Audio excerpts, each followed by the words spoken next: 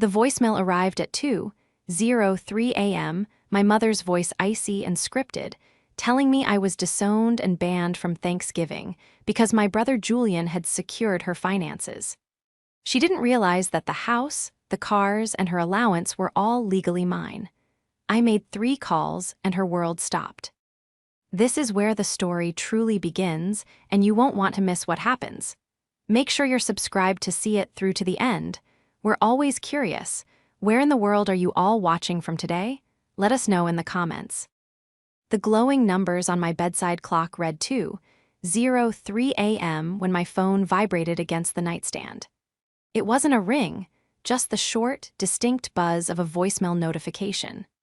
In my line of work, managing high-net-worth portfolios and cleaning up messy financial estates, a call at this hour usually meant a market crash in Asia or a client being arrested in a foreign country.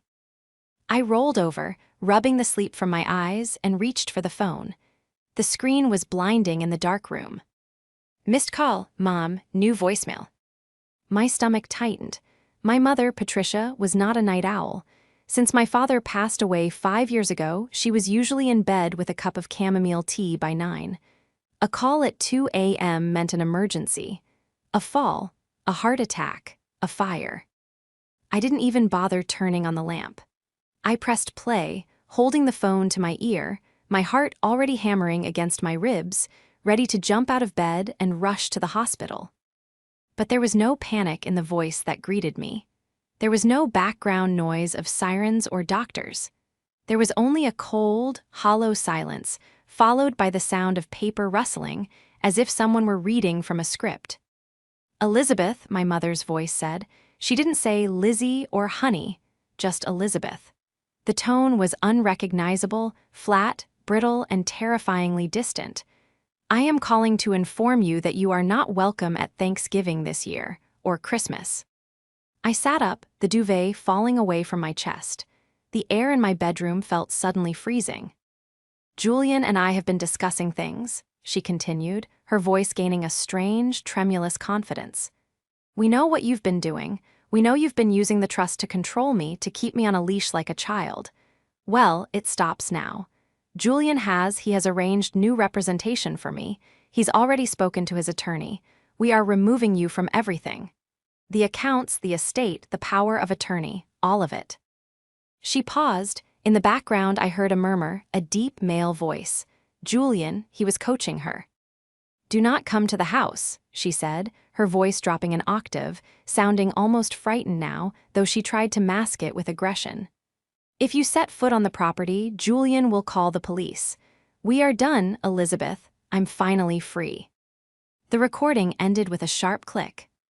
I sat there in the darkness, the silence of my apartment pressing in on my ears. My hand was trembling, not from cold, but from a cocktail of shock and adrenaline. It wasn't just the cruelty of the words, it was the sheer, blinding absurdity of them. "She's finally free." I looked at the phone screen, the little play triangle turning into a replay icon. I didn't cry. I didn't scream. Years of forensic accounting, of hunting down hidden assets and dealing with hostile litigations, had trained me for moments of crisis. My brain bypassed the emotional heartbreak and went straight to survival mode. I swung my legs out of bed and walked to the window, looking out at the city skyline. "Free," I whispered to the empty room. She thought Julian, a man she had known for 4 months, had saved her. She thought she was cutting off a controlling, greedy daughter. She thought she had stripped me of my power. She had absolutely no idea that she had just severed her own lifeline. The betrayal was absolute, but the mistake she had just made was fatal. I didn't go back to sleep. I couldn't. Instead, I went to the kitchen and brewed a pot of black coffee, strong enough to wake the dead. While the machine gurgled and hissed, I sat at my dining table and opened my laptop. My hands hovered over the keyboard. The hurt was there, a dull, aching throb in the center of my chest. This was my mother. The woman I had bathed when she was too depressed to move after Dad died. The woman whose bills I paid, whose medical appointments I scheduled, whose garden I paid landscapers to maintain because she loved her roses but couldn't kneel anymore. To hear her treat me like a criminal, like a parasite, was a physical blow. But as the caffeine hit my system, the hurt began to calcify into something colder. Julian. I typed his name into my notes app. Julian. No last name needed for now. I knew exactly who he was. The real estate entrepreneur with the leased BMW and the suit that fit just a little too poorly. The man who had swept into my mother's grief-stricken life at a charity gala in July and had effectively moved in by August. I took a sip of the scalding coffee and replayed the voicemail in my head. Julian has arranged new representation. We are removing you from everything. I let out a dry, humorless laugh. They had made a classic amateur mistake. They assumed that because I managed the money belonged to her. They assumed that because she lived in the house, the deed was in her name. My father had been a brilliant man, but he was paranoid. He knew Patricia had a good heart but zero financial literacy. He knew that if he died first, she would be a target for every con artist and sob story grifter in the state. So, he had locked it all down. He hadn't just left me in charge, he had structured the entire estate into an irrevocable trust. Technically, Patricia owned nothing. Not the house she was sleeping in, not the car she drove, not even the credit card she used to buy Julian his expensive scotch. It was all owned by the Harrison Family Trust, and the sole trustee, with absolute discretion, was me. I picked up my phone, 4:15 a.m. It was early, but Megan would be up. Megan was my best friend since law school, a corporate shark who ate breach of contract cases for breakfast. She was also the only person who knew the full extent of the legal fortress I had built around my mother. I dialed her number. She picked up on the second ring, her voice raspy but alert. "Elizabeth, is everyone okay?" "No," I said, my voice steady. "Patricia just left me a voicemail. She's kicking me out. She says Julian got her a lawyer and they're taking everything." There was a pause on the line, followed by the sound of Megan shifting in bed. She realizes the trust is irrevocable, right? We wrote it that way specifically for this scenario. The pool boy scenario, I believe we called it. It's not a pool boy, it's Julian. And no, apparently they don't realize it. They threaten to call the police if I show up for Thanksgiving. Wow, Megan exhaled. Okay, so what's the play? Do we send a cease and desist? Do we send them a copy of the deed? I looked at the sunrise just beginning to bleed purple and orange over the horizon. I thought about the way my mother's voice had sounded, scripted, manipulated, weaponized against the only person who actually protected her. If I just sent a letter, Julian would spin it. He would tell her I was lying, that I was bullying her. He would drag this out for months while draining her personal checking account. No, I needed to stop the bleeding immediately. I needed to show them the reality of their position. "No letters," I said, opening the banking portal on my laptop. "We're going nuclear. I need you to prep the eviction notice for the property. Don't file it yet, just draft it. I want it ready." "Done," Megan said, the click-clack of her own keyboard already audible in the background. "And the other 2 calls. I'm calling the private banking division at 7 a.m. when the desk opens," I said, watching the cursor blink on the screen. "And before that, I'm calling the security company." "Elizabeth," Megan warned gently, "if you do this, she's going to freak out. It's going to be ugly." "She told me not to bother coming," I said, typing in my master authorization code. "She wants to be independent? Fine. Let's see how independent she is when the credit card declines." They had forgotten one crucial thing. You don't bite the hand that feeds you, especially when that hand is the only thing holding the roof over your head. To understand why this voicemail shattered me, you have to understand the last 5 years. When my father died of a sudden aneurysm, my mother didn't just grieve, she vanished. She stopped eating. She stopped showering. She stopped paying bills. I was 31, just making partner at my firm, working 80-hour weeks. I dropped everything. I moved back into the guest room for 6 months. I sorted through piles of unopened mail. I fought with insurance companies. I sat on the floor with her while she cried, spoon-feeding her soup like she was a toddler. I didn't do it because I wanted control. I did it because I loved her. She was soft, artistic, and kind. She was the woman who had taught me to paint and who always smelled like lavender laundry detergent. But she was fragile. She had gone from her father's house to my father's house without ever writing a check or reading a contract. That vulnerability was exactly what Julian saw when he met her. I met Julian for the first time 2 months ago. It was a Sunday dinner. I had driven an hour to see Mom, bringing groceries and a bottle of wine. When I walked in, he was already there, sitting at the head of the table, my father's seat. "You must be Elizabeth," he had said, not standing up to shake my hand. He was a handsome man in a generic way, silver fox hair, capped teeth, a tan that looked like it came from a bottle. He wore a heavy gold watch that I instantly recognized. "Ed as a fake Rolex. Patricia talks about you nonstop." "Nice to meet you," I had said, trying to be polite. Throughout dinner, I watched him. I watched how he refilled her wine glass before she had even finished it. I watched how he touched her arm every time she started to speak, subtly guiding the conversation. But mostly, I listened to him talk. He spoke in buzzwords. He was leveraging assets in emerging markets. He had deal flow in commercial residential zones. It was word salad. To a layman, he sounded successful. To a forensic accountant, he sounded like a walking Ponzi scheme. "You know, Elizabeth," he had said over dessert, leaning back in my father's chair, "your mother has a lot of equity sitting dead in this house. In this market, that's a crime. I've been telling her we could double her liquidity if we moved it into a high-yield private trust I manage." The air in the room had stopped. "The house isn't hers to sell, Julian," I had said calmly, taking a sip of water. "It's in a family trust."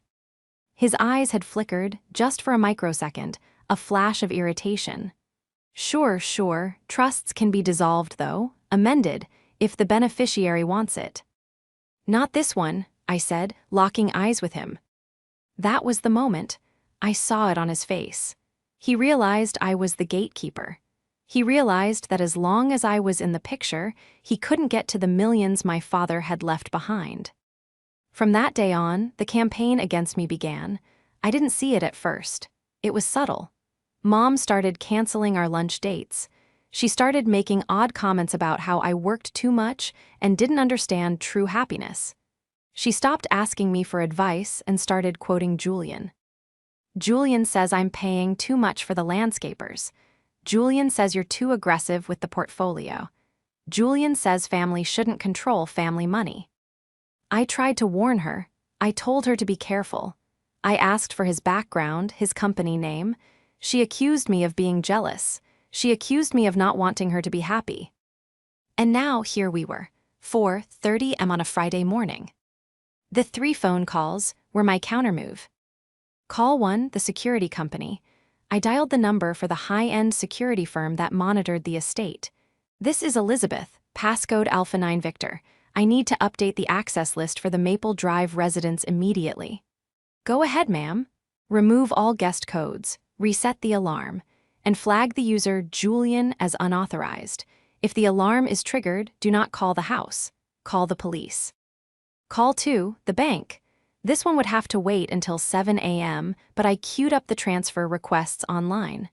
I was moving the operating capital, the money used for groceries, gas, and Julian's dinners, out of the joint checking account and back into the main trust holding account. I wasn't stealing it, I was securing it. I left the account with exactly $0. Call 3, the credit card company. I held the Platinum Amex in my hand, the supplementary card I had issued to my mother for emergencies and lifestyle expenses. It had a $50,000 limit. I dialed the fraud department. "I need to report a compromised card," I said, my voice flat. "Please freeze the secondary card ending in 4098, effective immediately." I hung up the phone. The sun was fully up now. The sky was a brilliant, indifferent blue. I wasn't angry anymore. I was focused. I was the surgeon stepping up to the table. They wanted to play games with my father's legacy. They wanted to threaten me with police. Good luck with that, I whispered. I showered, dressed in my sharpest blazer, and drove to my office. I had a full day of work ahead of me. And I knew, with absolute certainty, that my phone would start ringing by 9:00 a.m. The silence in my office was heavy, broken only by the hum of the server in the corner and the rhythmic tapping of my own fingers on the desk. My assistant, Sarah, had brought me a second cup of coffee and a bagel I hadn't touched. She knew something was wrong. I never stared out the window at 9:00 a.m. on a workday, but she was smart enough not to ask. I was watching the clock on my computer screen. 9:12 a.m. My mother's routine was clockwork. She would wake up at 8, have her tea, and then drive to the upscale market on 4th Street to buy fresh pastries and whatever artisanal ingredients Julian had requested for lunch. She would fill her basket, walk to the register, and hand over the Platinum Amex. 9:14 a.m. My cell phone, sitting face up on the mahogany desk, lit up. Mom. I stared at it for a full 5 seconds, letting the vibration rattle against the wood. I needed to be calm. I needed to be the trustee, not the daughter. I picked it up and swiped green. Hello. Elizabeth. Her voice wasn't the icy, scripted robot from the voicemail at 2 a.m. It was high-pitched, breathless, and laced with panic. Elizabeth, there is something wrong with the bank. I'm at the market, and the card the machine says R. Effort to issuer. I tried it 3 times. There is a line of people behind me, Elizabeth. It's humiliating. I leaned back in my chair, swiveling slightly to look at the city below. I'm sorry, who is this? Stop it, she snapped. You know it's me. Fix the card. I don't know what computer glitch you caused, but fix it right now. There is no glitch, I said, my voice terrifyingly even to my own ears. You left me a voicemail last night, remember?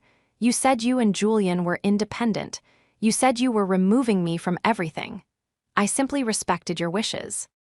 What are you talking about? She demanded, though I could hear the waver in her voice. I said we were getting a new lawyer. I didn't say cut off my grocery money. That's not your money, Patricia, I said, using her first name. It felt like a slap, and I heard her gasp on the other end. That is the trust's money, the trust established to support the family. Since I am no longer family, per your voicemail, I have a fiduciary duty to freeze those assets until the legal situation is resolved. I can't have unauthorized third parties accessing trust funds. Unauthorized, I am your mother. You're a hostile party threatening litigation, I corrected. And Julian is a security risk. By the way, the checking account is also empty. I've moved the operating capital to a secure holding account. If you want to buy those pastries, I suggest you ask Julian to use his successful real estate earnings. There was a silence on the line, a long, heavy silence. Then I heard a muffled voice in the background, Julian asking what was wrong. You left me with nothing, she whispered. I left you with exactly what you asked for, I said. Independence. Good luck, Mom. I hung up. My hand was shaking as I set the phone down. It felt cruel. It was cruel. But dealing with a narcissist, or someone under the spell of one, required absolute boundaries. If I gave an inch, Julian would take a mile. I didn't have time to mourn the relationship. I had work to do. I opened my secure browser. It was time to find out exactly who Julian was. I started with the basics. I pulled the background report I should have run 2 months ago. Julian Vance, 55 years old. Address listed at a P.O. box in a strip mall in Henderson, Nevada. Okay, Mr. Vance, I muttered, typing furiously. Let's see where your money comes from. I ran his name through the state licensing board for real estate agents. No record found. I ran it through the National Broker Database. No record found. I checked the Secretary of State's business entity search for the company he claimed to own, Vance Global Holdings. Status dissolved, involuntary dissolution by the state, failure to pay taxes. Got you, I whispered. But that was just sloppy administrative work. I needed dirt. I needed the kind of leverage that would send him running before he could drain my mother's emotional reserves any further. I switched to the Federal Court Records database, PACER. I searched for Julian Vance in bankruptcy filings. Nothing. That was odd. Men like him usually had a trail of Chapter 7s behind them. Unless. I paused, looking at a photo of him I had saved from my mother's Facebook page. He was wearing that tacky gold watch. I zoomed in. It wasn't just tacky, it was specific. A limited edition knockoff sold online under a specific brand. It was a small, petty detail, but it made me think. I went back to the Vance Global Holdings filing. I looked at the original incorporation documents. There, buried in the PDF, was a cosigner, Monica Vance. I searched for Monica, and there it was, a divorce filing from 3 years ago in Arizona, Vance v. Vance. I pulled the divorce decree. It was a goldmine. The court transcripts detailed a pattern of financial dissipation. Monica had alleged that Julian, whose legal name was actually Julian Vancetti, had drained their retirement accounts to fund non-existent investment opportunities. Julian Vancetti. I typed the real name into the criminal database. The screen populated with a list that made my blood run cold. Fraud by deception, dismissed. Theft by conversion, settled. Passing bad checks, convicted probation. He wasn't a mastermind. He was a grinder. A low-level grifter who moved from woman to woman, bleeding them dry before moving to the next state. And now, he was sleeping in my father's house, driving my father's car, and convincing my mother that I was the villain. I hit print, the laser printer whirred to life, spitting out page after page of his history. I had the leverage, now I just needed the trap. My phone rang again at 11:30 a.m. This time, the caller ID didn't say Mom. It was a blocked number. I knew who it was. I put the call on speaker, leaning back in my leather chair, the stack of court documents sitting like a loaded weapon on my desk.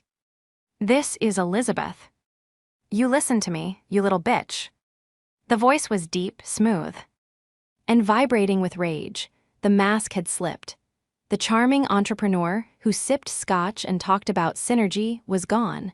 This was the street hustler from the court records. "Hello, Julian," I said, keeping my voice dangerously pleasant. "Or should I call you Mr. Vancetti?" There was a sharp intake of breath on the other end. The silence that followed lasted 3 seconds, but it told me everything. I had hit the nerve. "I don't know what you think you're doing," he snarled, recovering quickly. "But Patricia is in tears. You've humiliated her.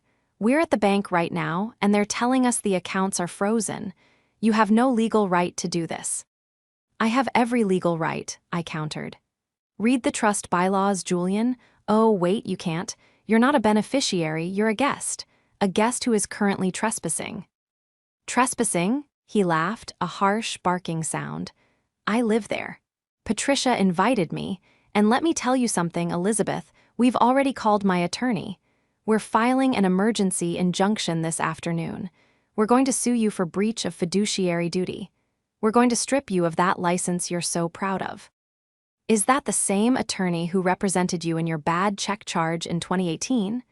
I asked casually, flipping a page of the report in front of me. "Or is it the one from your divorce in Arizona, where you were accused of hiding $40,000 in a shell company?" "You're lying," he spat, but his voice cracked. "You're making things up." "I have the court transcripts right here, Julian," I said, my voice hardening. "I know about Vance Global Holdings. I know about the dissolved LLCs in Nevada. And I know that you have a tax lien of $12,000 outstanding in Maricopa County."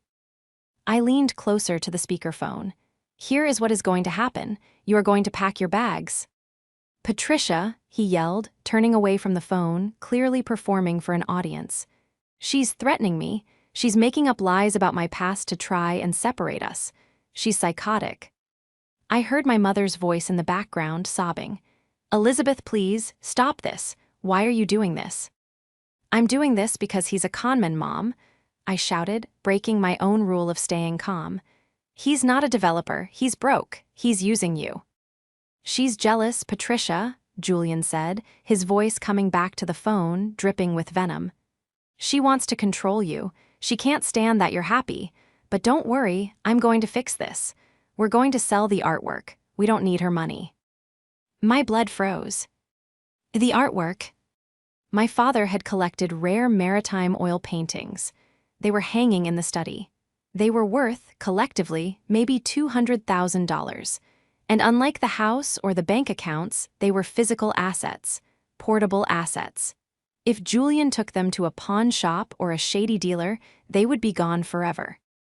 If you touch one painting, I said, my voice dropping to a whisper, I will have you arrested for grand larceny before you make it to the driveway. Try me, Julian hissed. It's Patricia's house, it's her property. She can gift it to me if she wants. And guess what? She just did. The line went dead. I stared at the phone, my heart hammering against my ribs. I had pushed him. I had revealed my hand too early. Instead of scaring him off, I had backed a rat into a corner. And now, he was going to loot the ship before it sank. I grabbed my purse. I couldn't wait for Monday. I didn't drive to the house. That's what he wanted. He wanted a screaming match on the front lawn where he could call the cops and claim I was harassing an elderly woman. He wanted to paint me as the unstable aggressor. Instead, I drove to Megan's office. Megan was already waiting for me in the conference room, a thick file folder spread out on the glass table. She looked at my face and grimaced. He's escalating, I said, throwing my purse on the chair. He threatened to sell the maritime collection. He claims Mom gifted it to him. Megan tapped her pen on the table. Legally, that's a gray area. If she verbally gifted it to him and he sells it, proving theft is hard. We'd have to prove undue influence or incapacity. That takes months. We need something faster. I have his record, I said, tossing the stack of papers I'd printed onto the table. Fraud, bad checks, but nothing that puts him in jail today. Megan flipped through the papers, her eyes narrowed.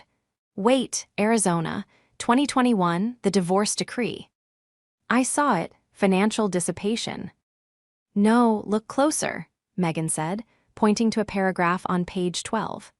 The ex-wife, Monica, she mentions a joint venture they secured with a private lender using a forged signature. The judge struck it from the record because it was outside the scope of family court, but she claimed he forged her name on a loan application. I looked at Megan. If he did it once, he'll do it again, she. Finished. Elizabeth, did your mother sign anything recently? Any investment papers he brought her? I thought back to the voicemail. Julian has secured my finances. He's trying to get a loan, I realized, the horror dawning on me.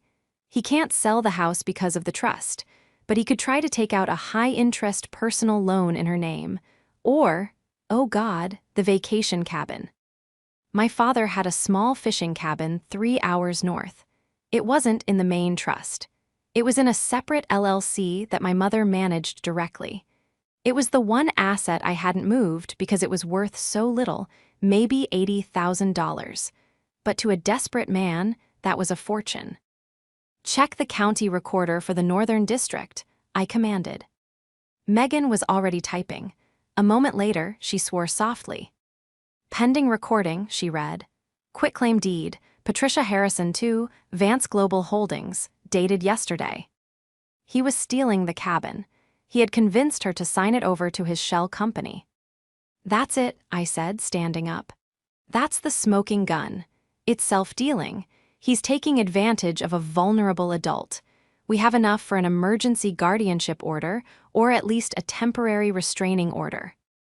It's Friday afternoon, Elizabeth, Megan warned. Courts are closing. Then we need to stop him socially before we stop him legally, I said. Where is he taking her? He said they were independent. He needs to keep up the appearance of wealth to keep her hooked. I pulled up my mother's shared calendar, something she had forgotten to revoke my access to. Friday, 7:00 p.m., gala dinner at the country club. Of course, the annual autumn charity ball. All of her friends would be there. All of my father's old business partners.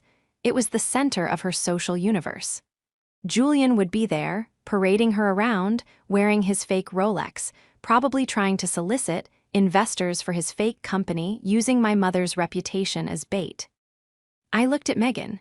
A cold, hard resolve settled in my chest. "He wants to play the big shot," I said, picking up the stack of evidence, the criminal record, the dissolved companies, the quitclaim deed. "Let's see how he handles a performance review." "Elizabeth," Megan said, a slow smile spreading across her face, "you're not going to the gala." "I am," I said, "and I'm bringing receipts." I spent the next 3 hours assembling the dossier. I wasn't just bringing papers, I was building a narrative. I called Monica in Arizona. She was hesitant at first, but when I told her Julian was targeting another widow, she broke. She sent me a video affidavit via email, a 2-minute clip of her explaining exactly how Julian had ruined her credit and stolen her jewelry. I saved it to my tablet.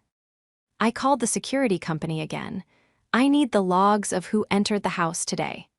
"Mr. Vance entered at 1:00 p.m. and left at 1:45 p.m. with 2 large boxes," the guard confirmed.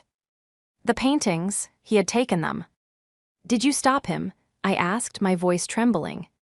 "We couldn't, ma'am. Your mother was with him. She told us they were going to be cleaned." He had crossed the line. He had stolen my father's legacy right off the walls. I looked at the clock, 5:30 p.m. I went to the bathroom in Megan's office and fixed my makeup.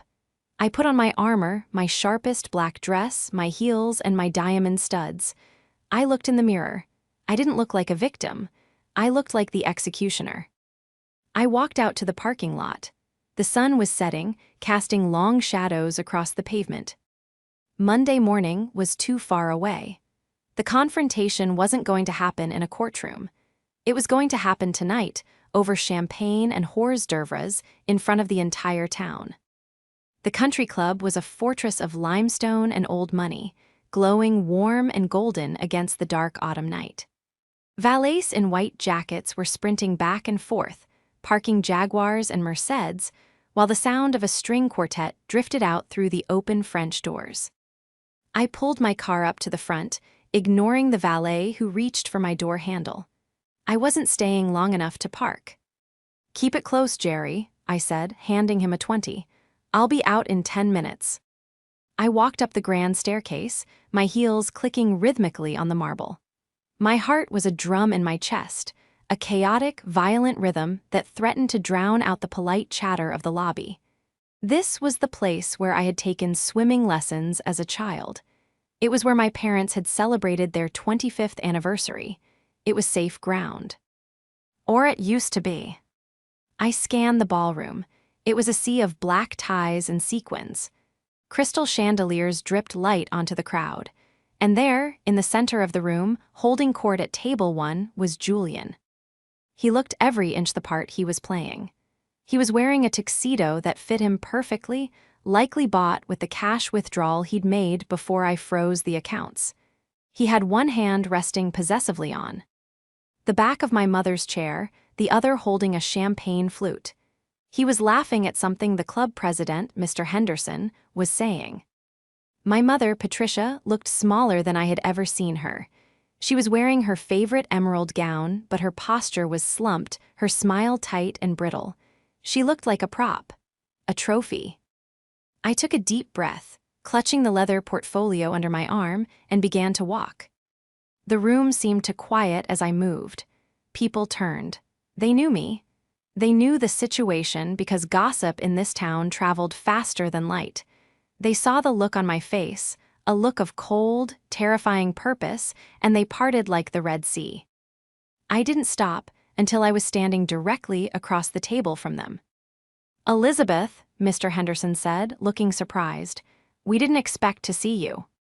"I wasn't invited," I said, my voice projecting clearly over the music. "But I couldn't miss the performance." Julian's smile didn't waver, but his eyes went dead. He took a sip of champagne, trying to maintain the alpha facade. "Elizabeth, I assume you're here to apologize? Patricia and I are trying to enjoy a nice evening." "I'm sure you are," I said. especially since it's likely your last one as a free man." My mother looked up, her eyes wide and wet. "Elizabeth, please, not here, don't make a scene." "I'm not making a scene, Mom," I said gently, though I didn't take my eyes off Julian. "I'm making a report." I opened the portfolio and pulled out the first document, the quitclaim deed. "Tell me, Julian," I said, dropping the paper onto the white tablecloth between the crystal glasses. "Why is the title to the family cabin in the name of Vance Global Holdings as of yesterday afternoon? A company that, according to the Nevada Secretary of State, was dissolved 3 years ago for tax fraud." The table went silent. Mr. Henderson leaned in, looking at the document. Julian's jaw tightened. "That is a private business arrangement. Patricia and I are restructuring her assets for tax efficiency. You wouldn't understand, you're just an accountant." "I am a forensic accountant," I corrected, "and I understand perfectly. It's called commingling funds. It's called theft by deception." I pulled out the second document, the criminal background report. "And this," I said, dropping the thick stack of papers next to the deed, "is your curriculum vitae. Passing bad checks in Ohio, 2018. Insurance fraud in Arizona, 2021. And a restraining order filed by a Monica Vansetti 3 years ago." Julian stood up, his chair scraping loudly against the floor. The string quartet stopped playing. The entire ballroom was watching now. "That is slander," he shouted, his face turning a mottled shade of red. "These are lies. Patricia, look at me. She forged these. She's trying to destroy us because she wants your money." My mother looked back and forth, trembling. She looked at the papers, then at Julian. "Julian, you said you were a widower." "I am," he lied, desperate now. "Monica died, this is a different Julian." "Really?" I asked, because she looked very alive when I FaceTimed her 2 hours ago. I pulled out my tablet. I had queued up the video. I didn't just show it to the table. I propped it up against the centerpiece and turned the volume to maximum. Monica's face filled the screen, tired but clear. "My name is Monica Vansetti. The man you know as Julian Vance is my ex-husband. He stole $40,000 from my retirement fund. He forged my signature on a second mortgage. He is a predator.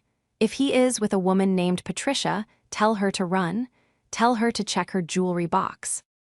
The silence that followed was absolute. My mother let out a sound, a small, strangled gasp. Her hand flew to her throat, to the empty space where her diamond necklace usually sat. She had told me she wasn't wearing it because the clasp was broken. She turned to Julian. The fog in her eyes was gone, replaced by a horror so pure it was painful to watch. "Where is it?" she whispered. "Where is the necklace? You said you took it to the jeweler." Julian looked around the room. He saw the judgment in the eyes of the crowd. He saw Mr. Henderson reaching for his phone to call security. The charm evaporated. The posture collapsed. He looked like exactly what he was, a cornered rat. "You ungrateful old hag," he sneered at my mother, his voice dripping with venom. "I spent months listening to your boring stories. I tolerated your whining. I earned that money." The gasp from the crowd was audible. "And you," he spat, turning to me, pointing a finger. "You think you're so smart? You can't touch me. It was a gift. She gave it to me." "Actually," I said, stepping closer, my voice dropping to a terrifying calm, "we have the security footage of you leaving the house with the Maritime paintings at 1:45 p.m. today. Those paintings are property of the Harrison Family Trust. You are not a beneficiary. That make it grand larceny.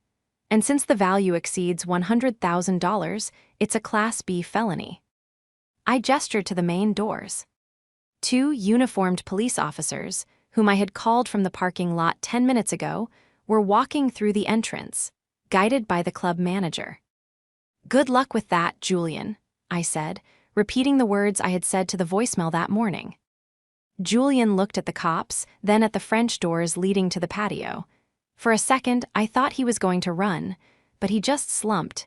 He knew it was over. As the officers approached and cuffed him, reciting his rights in front of the town's elite, I didn't watch him. I watched my mother. She sat frozen in her chair, tears streaming silently down her face, ruining her makeup. She looked at the empty space where Julian had been, then she looked at the papers on the table, and finally she looked at me. She didn't look angry, she looked shattered. I walked around the table, ignoring the whispers and the stares. I knelt beside her chair and took her hand. It was ice cold. "I'm sorry," she whispered, her voice breaking. "Lizzie, I'm so sorry." "I know," I said softly, squeezing her hand. "Let's go home, Mom." The fallout was swift, brutal, and legally fascinating. Julian, or Mr. Vansetti, make bail. With no fixed address, a history of flight, and active charges of grand larceny, the judge remanded him to county jail pending trial. It turned out he hadn't even had time to fence the paintings.